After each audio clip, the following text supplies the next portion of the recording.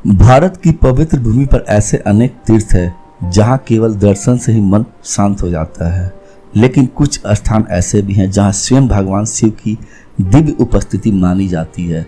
ऐसा ही एक स्थान है देवघर का बाबा वैद्यनाथ धाम, जहां शिव केवल ज्योतिर्लिंग के रूप में ही नहीं बल्कि शिव और शक्ति के संगम के रूप में विराजमान है। यह वही स्थान है जहां भक्तों की हर मनोकामना पूरी होने की मान्यता है। झारखंड के देवघर में स्थित यह मंदिर भगवान शिव के 12 ज्योतिर्लिंगों में से एक है और हिंदू धर्म के सबसे पवित्र तीर्थों में गिना जाता है। आज इस वीडियो में हम जानेंगे वैद्यनाथ ज्योतिर्लिंग की अद्भुत कथा, रावण से जुड़ा रहस्य, इस मंदिर का आध्यात्मिक महत्व और क्यों लाखों भक्त यहाँ जल चढ़ाने आते हैं। वैद्यनाथ ज्योतिर्लिंग कहाँ है? बाबा वैद्यनाथ धाम झारखंड राज्य के देवघर शहर में स्थित है।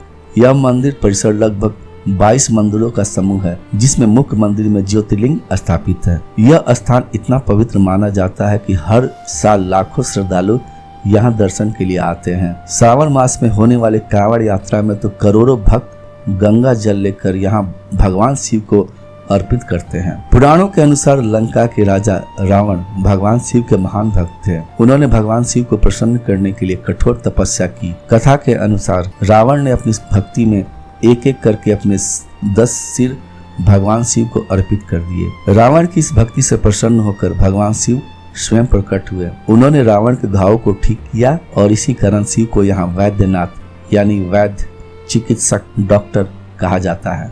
रावण चाहता था कि भगवान शिव लंका में निवास करे। भगवान शिव ने उसे एक दिव्य शिवलिंग दिया और कहा इसे लंका ले जाओ, लेकिन रास्ते में कहीं भी जमीन पर मत रखना। देवताओं को डर था कि अगर शिवलिंग लंका पहुंच गया तो रावण अजय हो जाएगा। तब भगवान विष्णु ने एक युक्ति बनाई।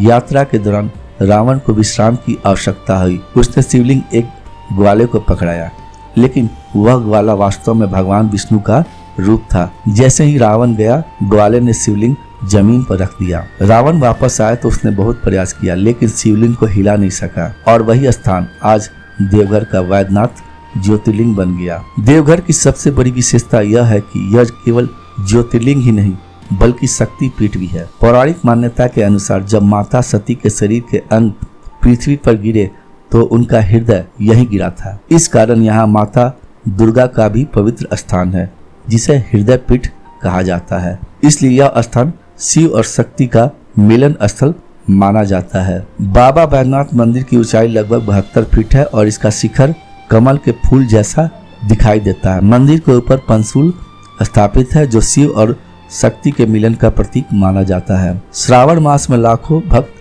बिहार के सुल्तानगंज से गंगा जल लेकर करीब 100 किलोमीटर पैदल यात्रा करते हैं। इस यात्रा को कांवड़ यात्रा कहा जाता है। भक्त यह जल देवघर पहुंचकर शिवलिंग पर चढ़ाते हैं। यह भारत की सबसे बड़ी धार्मिक यात्राओं में से एक मानी जाती है। मान्यता है कि यहाँ जल चढ़ाने से रोग दूर होते हैं, मनोकामनाएं पूरी होती है और जीवन में शांति आती है, क्योंकि यहाँ शिव को वैद्यनाथ यानी रोगों के वैद्य के रूप में पूजा जाता है। देवघर पहुंचने के लिए हवाई मार्ग से देवघर एयरपोर्ट नजदीक है। रेल मार्ग से अगर पहुंचना चाहते हैं तो जसीडीह जंक्शन वैद्यनाथ धाम स्टेशन है। सड़क मार्ग से अगर पहुंचना चाहते हैं तो झारखंड और बिहार से अच्छी सड़क सुविधा उपलब्ध है, कनेक्टिविटी है। देवघर का वैद्यनाथ धाम सिर्फ एक मंदिर नहीं, यह भक्ति, आस्था और आध्यात्मिक ऊर्जा का केंद्र है, जहां हर भक्त बोल बम के जयकारे के साथ भगवान शिव के चरणों में अपना श्रद्धा अर्पित करता है। अगर आपको अवसर मिले तो जीवन में एक बार बाबा वैद्यनाथ धाम के दर्शन जरूर करें, क्योंकि यहाँ आने वाला हर भक्त एक ही बात कहता है, बाबा सबकी सुनते हैं। हर हर महादेव। ओम नमः शिवाय।